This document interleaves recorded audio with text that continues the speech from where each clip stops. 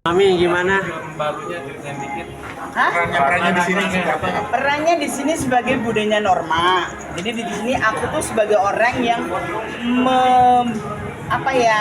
membuka perselingkuhan itu, yang mengetahui perselingkuhan antara mertua dan menantu. Biasanya komedi, sekarang drama. Apakah itu menjadi tantangan tersendiri? Tantangan banget buat aku karena di sini aku tuh bener-bener nggak boleh berkomedi sedikit pun. Jadi ini pengalaman banget buat aku. Jadi di sini aku tuh yang nangis, marah, kecewa. Pokoknya aku nggak boleh ngambek sedikit pun. Tapi ya alhamdulillah sih aku bisa jalanin semua. Tadi sampai mengendarai motor itu permintaan dari saudara Iya, kamu? iya. Ini Belajar motor dulu ya? Dari awal Mbak Nunung bisa naik sepeda motor. Ya dulu waktu remaja saya sering naik sepeda motor, cuman sekarang udah berapa puluh tahun nggak. Cuman aku berlatihan pas di rumah di Solo, aku latihan naik sepeda motor. Ya akhirnya aku bisa. Sampai jatuh gitu. Jatuh sampai masuk ke got. Kenapa jadi muntah tuh pas lagi naik tangga? Kenapa muntah pas naik tangga? Itu andai kan sebetulnya ya kebetulan aku capek juga kan, syutingnya memang ketinggian kan, tinggi kan, tangganya tinggi banget kan. Jadi emang bener-bener kayak fobia. Ya, fobia. Gitu. Jadi dan di situ memang adegannya aku marah sama aku ngelihat perselingkuhan di dalam kamar itu, aku muntah, tapi itu sebetulnya aku muntah beneran. Gitu. Saking capek, ulang-ulang kan ya, dan naik tangganya kan tinggi banget itu. Jadi diambil tadi soal lepasan juga masih berat tubuh Iya, bisa dikendalikan. banyak banget aku selalu ya aku kan selalu gestur kan, kalau ngelawak kan mesti gerak. Itu bener-bener cut, nggak boleh. Jadi aduh bener-bener konsentrasi dulu Mbak Nunung. Muntahnya itu jadi masuk ke itu nggak? Kenapa? Adegannya masuk ke adegannya nggak? Yang muntah jadi Masuk udah di bagian adegan itu muntah-muntahnya. Pun nggak di Iya, jadi di sini masuk ya adegan muntah-muntahnya, jadi diambil beneran malahan. Akhirnya siapa yang ibaratnya ngingetin untuk tetap serius gitu, nggak gerak tubuhnya di Iya, Mas Guntur, terus Mas Ros. asisten sutradara. Pasien juga ngeliatin dari jauh gitu. Iya, jadi aku banyak banget minta arahan dari beliau gitu. Aku nanti marahnya gimana, terus nangis. Tapi aku nangis itu sebetulnya aku melihat, karena aku kan sama si Tisa terus kan ada di melihat Tisa nangis terus tuh kayak tersentuh banget gitu lihat adegan dia. Jadi kayak kepancing aku. Jadi kayak gampang banget aku nangis jadinya gitu lihat si Tisa adegan nangis gitu kayak kepancing. Aku bayangin ini kalau terjadi ke diri keluargaku gimana ya gitu loh.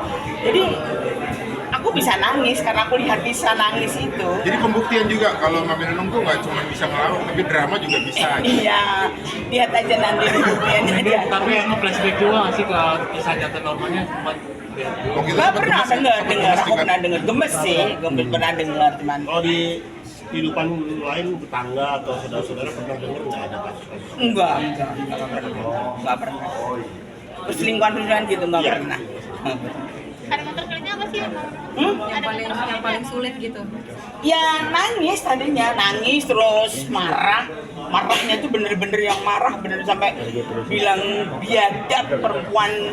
Aku ngatain si Wulan Guritno yang perempuan biadab, terus ngatain si Yusuf Mata, iblis kamu, yang pokoknya yang kata-kata yang kayak gitu-gitu. Karena tidak terbiasa marah sebenarnya. Gantian sama dikit dulu dong Mami Nunung, dikit Mami naik ke rumah. Terima kasih ya. Ya, sedikit dong Mami Nunung. bisa dulu ya. Update dong. Update sedikit dong. Update apa? Terkait rumah. Iya.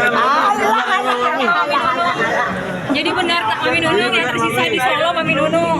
Mami dikit Mami, udah sampai 3 menit Mami. Itu alasannya, itu kejadian udah lama, udah berapa tahun lalu ya? Aku jual aset itu sebenarnya udah 2019 pada saat aku kena kasus. Itu kan 9 bulan aku Sambil jalan yuk. 9 bulan kan aku rehabnya kan nggak ada pemasukan dan hidup kan terus berjalan. Aku hidup bukan sama suamiku sama anakku. Banyak banget yang aku hidupin Anak seluruh tulang keluarga punggung. karena memang aku tulang punggung.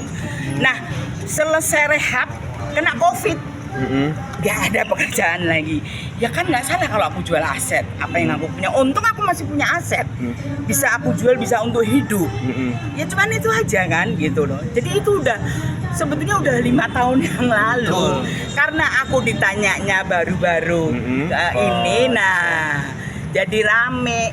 Terus memang aku di Jakarta memang nggak ada tempat tinggal karena memang aku lagi nggak ada pekerjaan. Jadi aku masih banyak sering pulang ke Solo. Di Jakarta itu cuman kalau ada bintang tamu. Nah daripada saya ngontrak repot, nanti beli ini, wah repot lagi, pindah lagi. Gimana ya kita ngekos bagus nggak ya? Ngekos pun kan nggak tiap hari. Paling cuman kalau datang gini aja nanti pulang. Dan karena aku juga masih harus kontrol terus kan setiap bulan. Dokterku di Jakarta semua. Ada beberapa dokter yang ada di Jakarta semua, sampai dokter psikiater, dokter gula, dokter asam lambung, dokter apa lagi ya? Dokter semua. Jadi ya harus bolak-balik Jakarta Solo gitu. Berarti bukan karena kanker itu ya, Mami kehabisan buat berobat. Enggak. Mami aset apa aja sih yang dijual Mami kalau boleh tahu? Apa aja sih asetnya yang dijual? Banyak sih, ada Totalnya mungkin rumah, ada kos-kosan, dulu banyak yang aku jual. Iya betul. Dulu. Itu lama. Oke. Ya, Tapi Yuk, sekarang masih sambil jalan yuk. masih jalan. Masih pengobatan Pengobatan masih jalan apa aja terus. Mami Nunung? Ya banyak kan, aku kan ada asam lambung yang udah emang ya boleh dibilang asam lambungnya udah kronis, terus ada gula, ada masih psikiater karena memang masih ada kayak trigger, ada ketakutan, terus kayak banyak sih ya kayak cancer. Kalau cancer udah selesai, Tapi udah masih sampai PET scan, kontrol. tapi harus kontrol. Tapi gitu kondisi aja. Kondisi jauh lebih enak terkini sih, maksudnya lebih udah- segar gitu. Mami Nunung banyak yang bilang juga. Ya, Ya otomatis. kamu sedih sebenarnya aku segera aku tuh nggak ada apa-apa nih. Benar. Masalah kos kok jadi rame banget gitu loh. Gara-gara Sebetulnya kan- artikel kemarin naik lagi, mungkin wawancara terakhir itu gara-gara itu jadi naik lagi begitu. Iya, sebetulnya kalau jual-jual aset itu udah sekarang yang dijual asetnya siapa? Kalau sekarang mau dijual, sebetulnya udah itu kasusnya aset itu yang dulu gitu loh. Makasih Mami. Sehat-sehat Mami. Berarti 100% udah sembuh ya Mami Nunung dari kanker? Insya Allah, Alhamdulillah. alhamdulillah. Makasih Mami Nunung.